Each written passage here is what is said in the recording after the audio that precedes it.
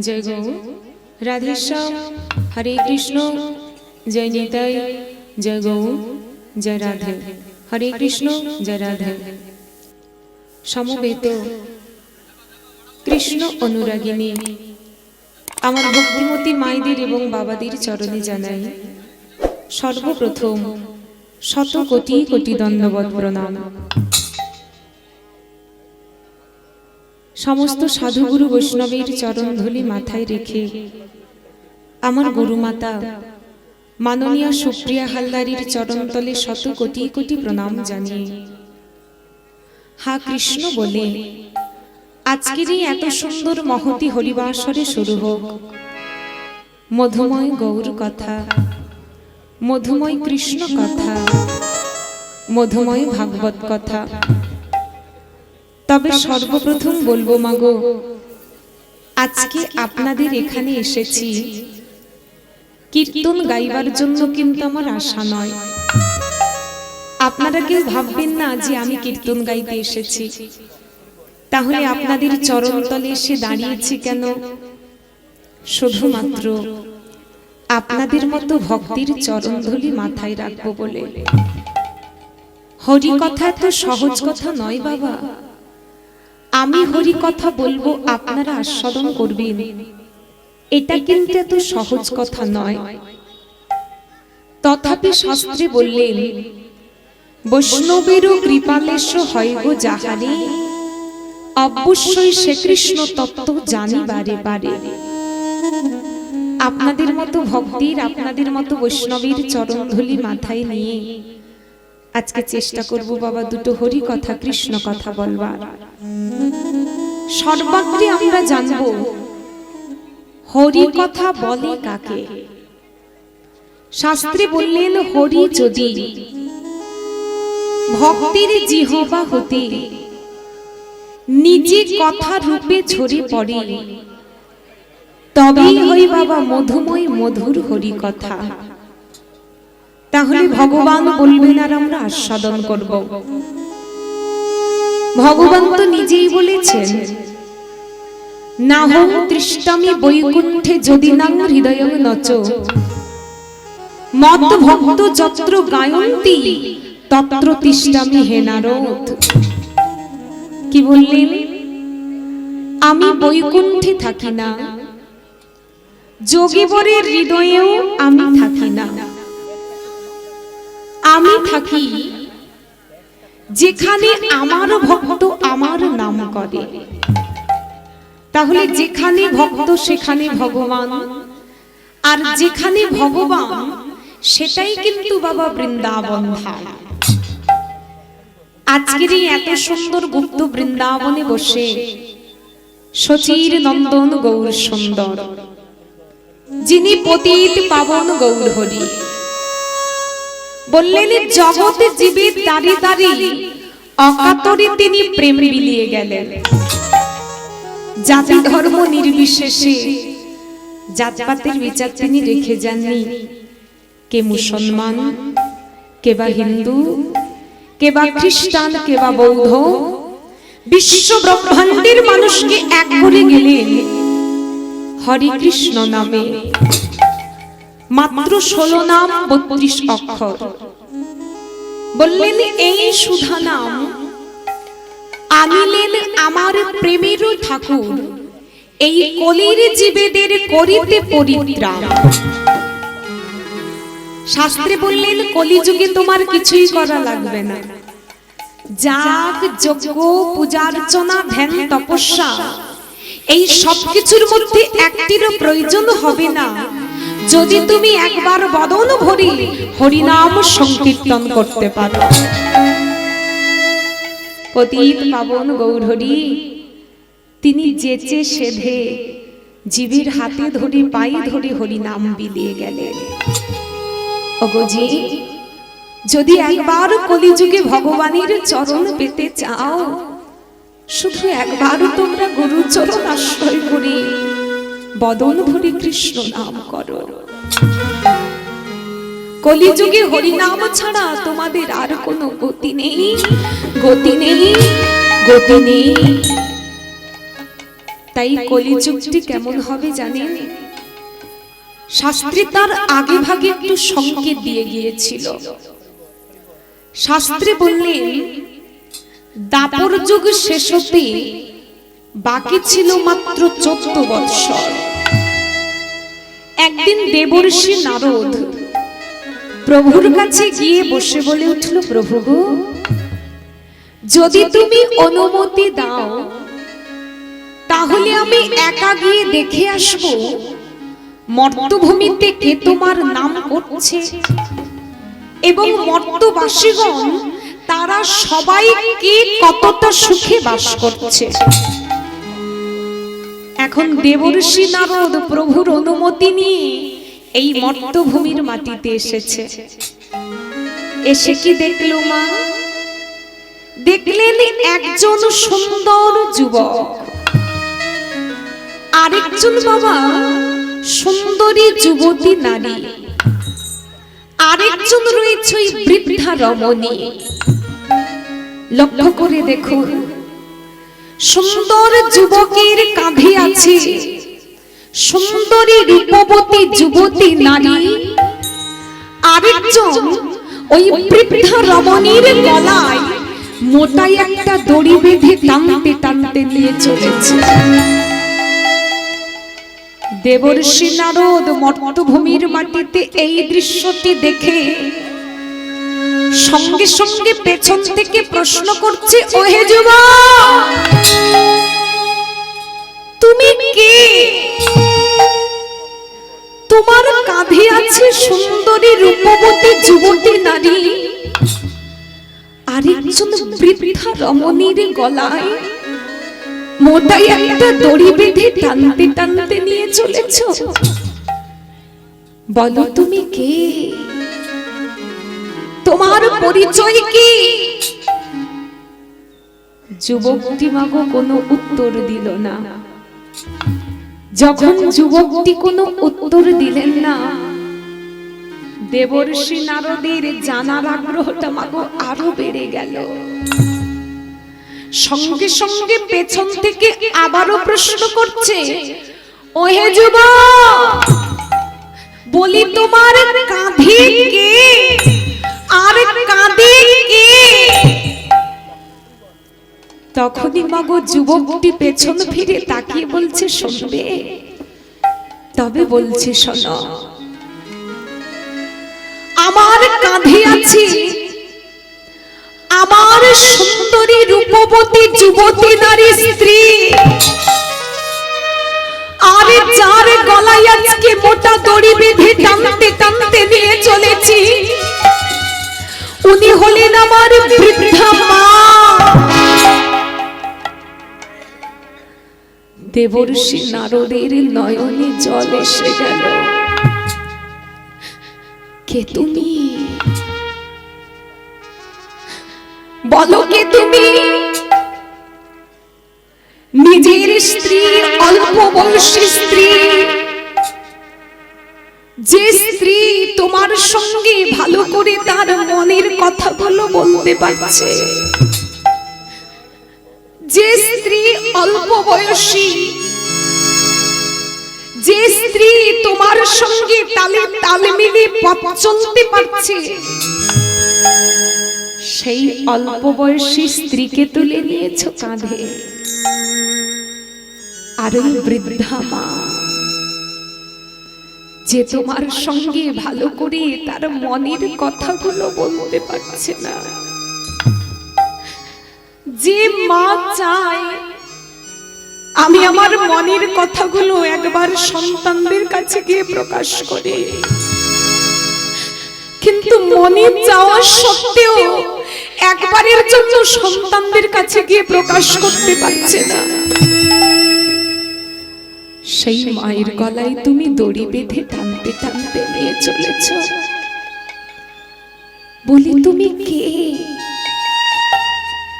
তোমার নামটা কি? তখনই যুবকটি বললেন, আমার নাম শুনবে? আমি হলাম কলি। এখন তো দাপর যুগ, তাই তাই এখন আমি ছোট্ট কুড়ি আছি, যত ঘোর কলি আসবে তত আমি প্রভাব বিস্তার করব। যেমন একটি ফুল বাবা ছোট্ট কুড়ি থেকে একটু একটু করে পূর্ণ পুষ্পে পরিণত হয়। একটা ফুল ছোট্ট কুড়ি থেকে একসঙ্গে কি ফুটে ওঠে মা? এখনই দেখলেন ছোট্ট একটা কুড়ি, কিছুক্ষণ পরে ঘরে ফিরে গিয়ে দেখবেন কি একেবারে ফুটে গেছে? না, সময়ের পরিবর্তনের সঙ্গে সঙ্গে ছোট্ট কুড়ি থেকে পূর্ণ পুষ্পে পরিণত হয়। তেমনি আমি কলি, আমিও প্রভাব বিস্তার করব। যত ঘোর কলি আসবে, আর এই কলির জীবে যদি একবারে কলির কবলে পড়ে যায়, তাদের কিন্তু নিস্তারের আর কোনো গতি নাই, গতি নাই, গতি নাই। দেবর্ষি নারদ মর্তভূমির মাটিতে এই দৃশ্যটি দেখে কাঁদতে কাঁদতে ছুটতে ছুটতে গিয়ে প্রভুর চরণ তলে লুটিয়ে পড়লেন। বুকের মাঝে চরণ দুটি জড়িয়ে ধরে বলে উঠলেন, দয়াময়, ও দয়াময়, কলিজীবের দশা যদি এইরূপ হয়, নিজের স্ত্রীকে তুলে নেই কাঁধে, আর মায়ের গলায় যদি দড়ি বেঁধে টানতে টানতে নিয়ে যায়, তাহলে তো কলির যে পাপে পরিপূর্ণ হবে। কি গো মা, পাপে পরিপূর্ণ হবে না? যে মা ছোটবেলা থেকে কোলে পিঠে করে মানুষ করে তুললো, যে মা সংসারে কোনোদিনের জন্য ভেবে দেখেনি আমি কেমন করে সুখে থাকবো। ভেবেছেন মায়েরা কোনোদিন সংসারের মাঝে আপনি কেমন করে সুখে থাকবেন? প্রত্যেকটা মুহূর্ত ভেবে গেছেন কি আমার আত্মীয় পরিজন কেমন করে সুখে থাকবে, আমার প্রাণের সন্তানটি কেমন করে সুখে থাকবে। তো সেই মায়ের গলায় যদি দড়ি বেঁধে কলির জীব টানতে টানতে নিয়ে যায়, তাহলে তো তারা পাপে পরিপূর্ণ হবে। তা প্রভু গো, তারা যে পাপে পরিপূর্ণ হবে, তুমি কি তাদেরকে হাতটা ধরে পার করে দেবে না? এই জগৎ সংসারে যারা পাপী তাপী মানুষ, তুমি কি তাদেরকে একবার দয়া করবে না? তখনই প্রভু আমার বলেছিলেন, জানো না, আজকে আমি তোমাকে বলছি শোনো, রাম আদি অবতারী ক্রোধে নানা অস্ত্র ধরে অসুরে করিল সংহার, এবি অস্ত্র না ধরিব প্রাণে কারো না মারিব, হরি নামে প্রেমে জীব করিব উদ্ধার। নিতাই গৌর প্রেমানন্দে হরি বল, হরি বল, হরি বল। প্রত্যেকটা যুগে আমি অস্ত্র শস্ত্র নিয়ে গেছি, কেন জানো? শুধুমাত্র দানবদেরকে নিধন করার জন্য। গীতায় বললেন, পরিত্রাণায় সাধুনাং বিনাশায় চতুষ্কৃতাং ধর্ম সংস্থাপনার্থায় সম্ভবামি যুগে যুগে। প্রত্যেকটা যুগে আমি গেছি শুধুমাত্র দুষ্টের দমন করার জন্য, সাধুদেরকে রক্ষা করার জন্য, অধর্মকে বিনাশ করে ধর্মকে স্থাপন করার জন্য। কিন্তু কলিযুগে আমি যাব, সেদিন অস্ত্র শস্ত্র আমার হাতে থাকবে না, শঙ্খ চক্র গদা পদ্মধারী রূপে আমি যাব না। আমি যাব সেই রূপে হরিনাম নিয়ে যাব কলির জীবের দ্বারে দ্বারে। আর কলির জীবকে যদি একবারে কলির কবল থেকে নিস্তার পেয়ে একবার ভগবানের চরণ পেতে হয়, যদি তাদের বৈকুণ্ঠে যেতে হয়, গুরু চরণ আশ্রয় করে গৌর হরির চরণ আশ্রয় করতে।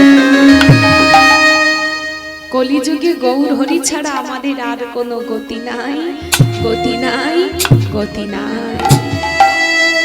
সেই পতিত পাবন গৌর হরি, তিনি জগৎ জীবের দাঁড়ি দাঁড়ি যেচে সেধে নাম বিলিয়ে গেলেন, জীবের হাতে ধরে পায়ে ধরে নাম বিলিয়ে গেলেন। কৃষ্ণ বলে ধুলায় গড়াগড়ি দিয়ে কাঁদলেন, আর জগৎবাসীকে বললেন, গো তোমরা যদি একবার ভগবানের চরণে পেতে চাও, দুফোঁটা নয়ন বাড়ি পরিশোধ করে একবার তার চরণে গিয়ে বসে বলো, হে গোবিন্দ তুমি ছাড়া আমাদের আর কেউ। যদি কোনো জীব দুফোঁটা নয়ন বাড়ি পরিশোধ করে তার চরণে আত্মনিবেদন করতে পারে, আমার গোবিন্দ জনমে জনমে তার কাছে বাধা হয়ে যায়।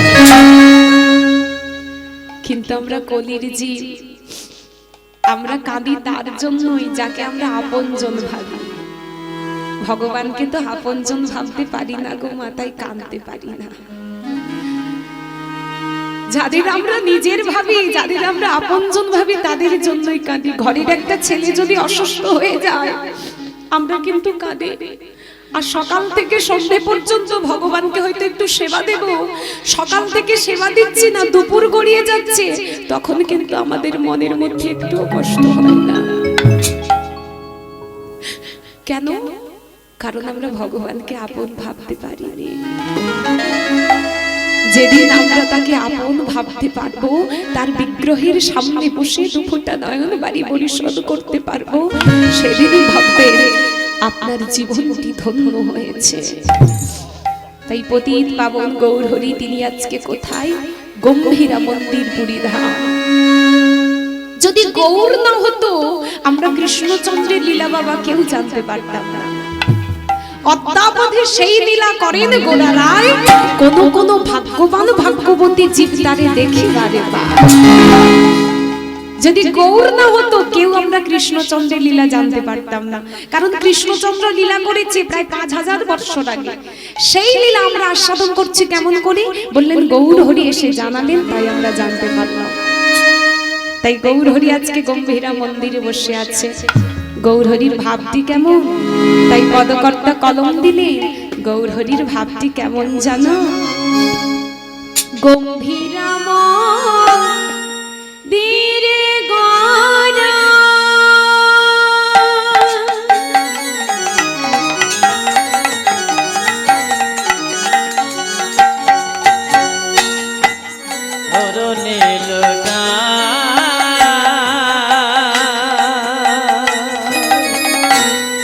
কোথায় কৃষ্ণ বলে গড়া, সবারে শোধায় গম্ভীরা মন্দিরে গড়া,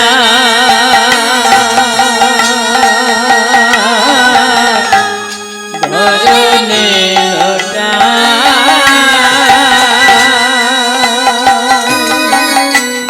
কোথায় কৃষ্ণ বলে গোরা, সবারে সদায় গম্ভীরা মন্দিরে গড়া,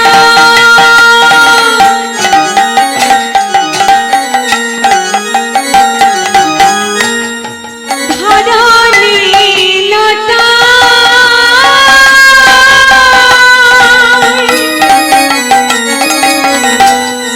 কোথায় কৃষ্ণ বলে গড়া, সবারে শোধায় গম্ভীরা মন্দিরে গড়া, ধরনে লোটা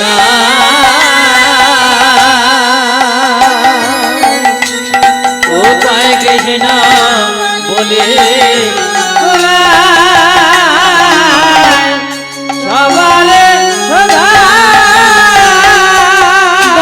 কোথায় গেলে কৃষ্ণ পাব, কোথায় গেলে কৃষ্ণ পাবো, আমি কোথায় গেলে কৃষ্ণ পাব, কোথায় গেলে কৃষ্ণ পাবো, কৃষ্ণ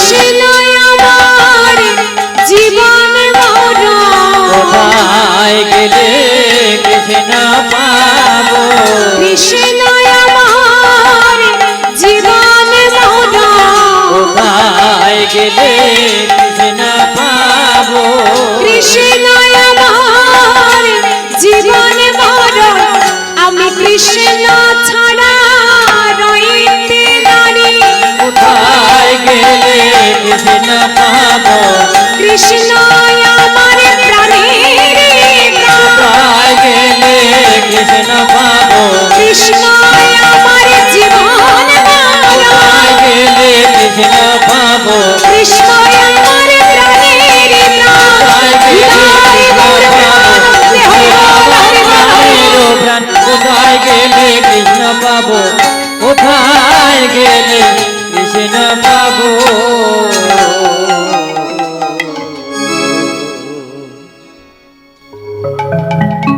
তাই পতিত পাবন গৌরহরি তিনি আজকে গম্ভীরা মন্দিরে বসে আছে কখনো গৌরহরির কৃষ্ণ ভাব কখনো রাধা ভাব বললেন গৌরহরি অন্তরঙ্গ ভক্ত শনি করতেন লীলা রস আস্বাদন আর বহিরঙ্গ ভক্ত শনি গৌরহরি করতেন উচ্চ স্বরে হরি নাম ও সংকীর্তন তা অন্তরঙ্গ ভক্ত কারা আর বহিরঙ্গ ভক্ত কারা বললেন গৌরহরির অন্তরঙ্গ ভক্ত ছিলেন 3.5 জন আমরা জানি মা 5 জন ভক্ত হয় 2 জন ভক্ত হয় 10 জন হয় 100 জন হয় বললেন 3.5 জন ভক্ত এই 3.5 জন ভক্ত কে কে কে কে জানো রায় রামানন্দ স্বরূপ দামোদর শিখি মাইতি আর মাধবী দাসী এই যে মাধবী দাসী তিনি ছিল মাগো আমার মতো আর আমার মায়েদের মতো আপনাদের মতো একজন নারী নারীকে অর্ধাঙ্গিনী বলা হয় তাই অর্ধেক ধরা হয় গৌরহরি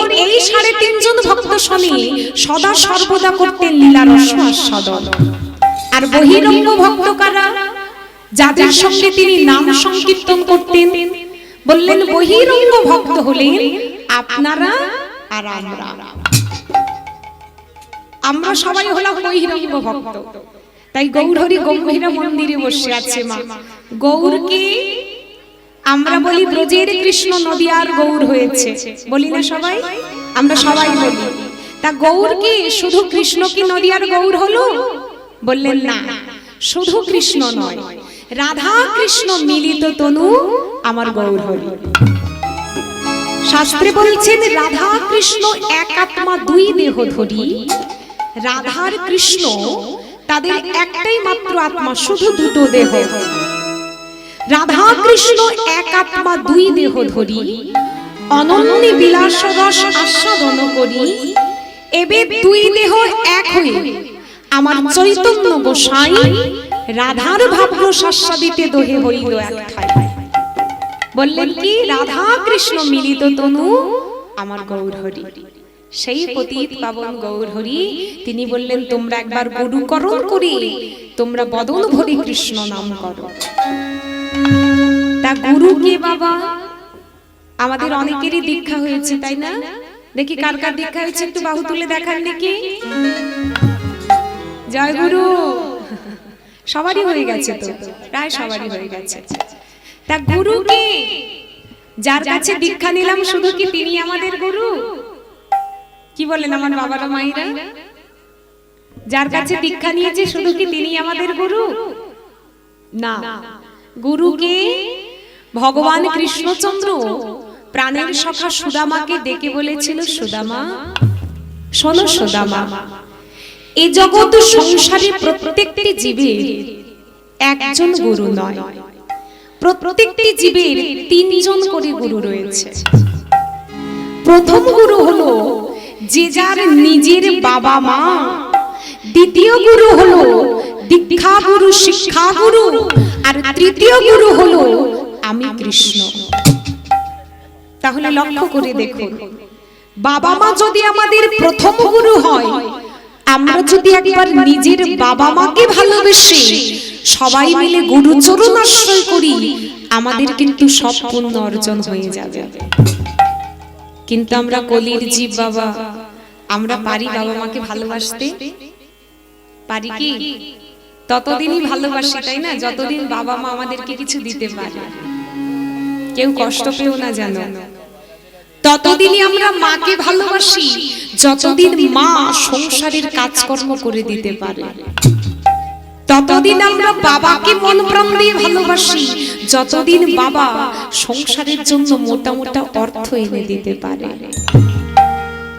আর যেদিন বাবা মা সংসারের জন্য কোনো কাজকর্ম করতে পারে না, অর্থ উপার্জন করে সংসারে এনে দিতে পারে না, সেদিন আমরা আর বাবা মাকে ভালোবাসতে পারি না। মহাজনেরা বললেন, যদি তুমি নিজের বাবা মাকে ভালোবাসতে না পারো, সারা জীবন ধরে যদি ভগবানের চরণে সেবা দাও, সারা জীবন ধরে যদি তুমি ভগবানকে ভালোবাসো, তোমার কোনো লাভ হবে না। আগে নিজের বাবা মাকে ভালোবাসতে শেখো। বাবা মায়ের যখন বার্ধক্য কাল আসলো, যে পালঙ্কটায় বাবা মা এতদিন ঘুমাতো, সেই পালঙ্কটাই আমরা ঘুমোতে দিই না, টেনে বাইরের বারান্দাটায় বের করে দিই। কেন? বিছানাটাকে নোংরা করে দেবে। আবার যদি বারান্দাতেও না দিতে পারি, দিয়ে আসে দূরের ওই বৃদ্ধাশ্রমে। আজকে তুমি তোমার নিজের বাবা মাকে বৃদ্ধাশ্রমে দিয়ে আসছো, একদিন না একদিন তোমাকে ওই দূরের বৃদ্ধাশ্রমে যেতে হবে। কেন জানো? কাঁদালে কাঁদিতে হয়। তুমি কি ভেবেছো তুমি নিজের বাবা মাকে কাঁদিয়ে তুমি সুখে থাকবে? না, তা কোনোদিনের জন্য সম্ভব হবে না। তুমি ঠিক যতটা কষ্ট দিয়েছো, যতটা দুঃখ দিয়েছো তোমার বাবা মাকে, তোমার সন্তান ঠিক সময় মতো তার থেকে শতধিক বেশি তোমাকে কষ্ট দেবে, দুঃখ দেবে। তাই দিও না গো ভাই, দিও না, কোনো বাবা মাকে কষ্ট দিও না। প্রত্যেকের জীবনে বাবা মাই হলো আমাদের প্রথম গুরু। দ্বিতীয় গুরুকে দীক্ষা গুরু, শিক্ষা গুরু। গুরুদেব যদি বাড়িতে চলে আসে, না জানিয়ে যদি চলে আসে, আমরা মনে মনে ভাবি বোধহয় একটা কাজ আমাদের বেড়ে গেল। সময় মতো সেবা দিতে হবে, তাই না বাবা? সময় মতো পুজোর আয়োজনটা করে দিতে হবে। আমরা অনেকে মনে মনে ভাবি বোধহয় একটা ঝামেলা আমাদের বেড়ে গেল। কিন্তু একবার ভেবে দেখো, গুরু কে? গু শব্দে অন্ধকার, রু শব্দে আলো। অন্ধকার জগৎ থেকে যিনি আমাদের সবাইকে আলোর জগতে পৌঁছে দেন, তিনি হন গুরু। এই যে আপনাদের সামনে দাঁড়িয়ে রয়েছি মা, শুধুমাত্র গুরু কৃপা। না হলে আমার মতো জীবের কোনো দিনের জন্য বদন থেকে হরি কথা, কৃষ্ণ কথা বলা কোনো দিনের জন্য সম্ভব নয়।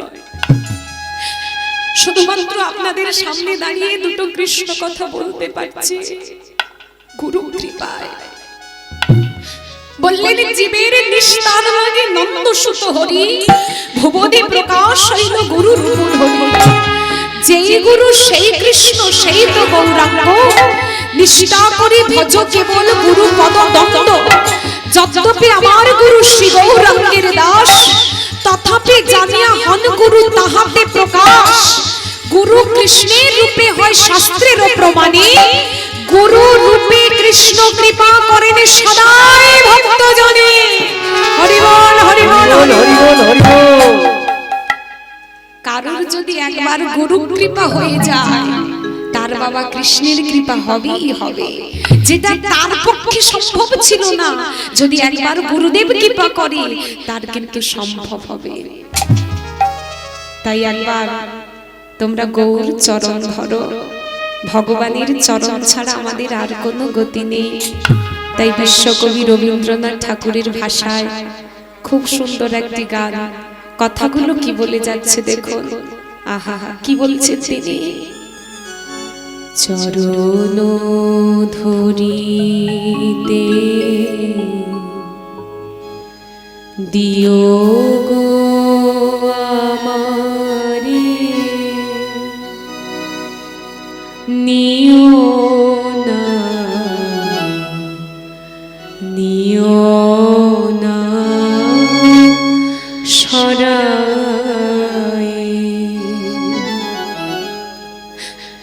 জীবন মরণ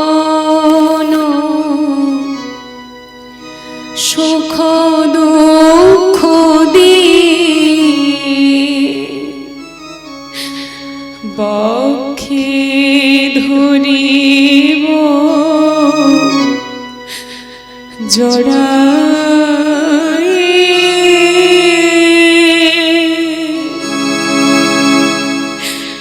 চরণ ধরিতে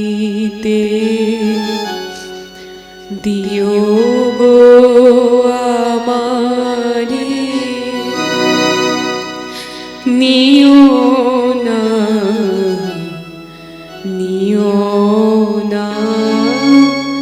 সরায়ে। প্রভু গো, তোমার চরণ ছাড়া আমাদের করোনা, জীবনে মরণে শপথে বিপদে তুমি ছাড়া আমাদের আর কেউ নেই।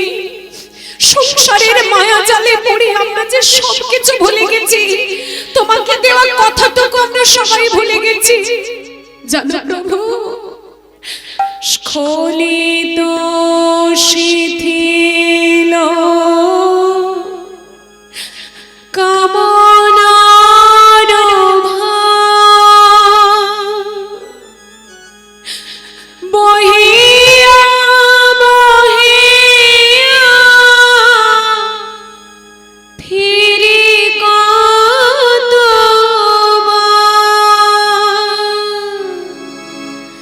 স্খলিত শিথিল কামনার ভার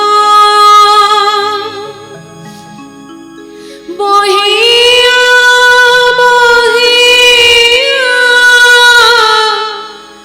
ফিরি কতবার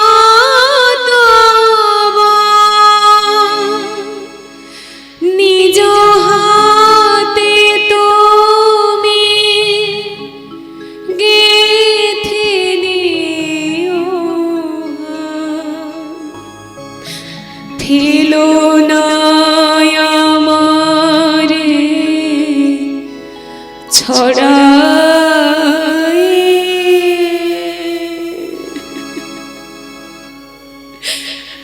চরণ ধরিতে দিও গো আমারে নিও না সরায়ে। চিরপিপাসিত বাসনা বেদনা বাঁচাও তাহারে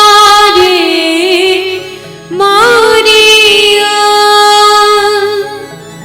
শেষে যাই যেন হয় সে বিজয়ী তোমারই কাছেতে হারিয়া। নিও না সরায়ে। নিতাই গৌর প্রেমানন্দে হরি বল হরি বল হরি বল। তাই ভালো যদি বাঁচতে হয় ভগবানের চরণ দুটিকে ভালোবাসো।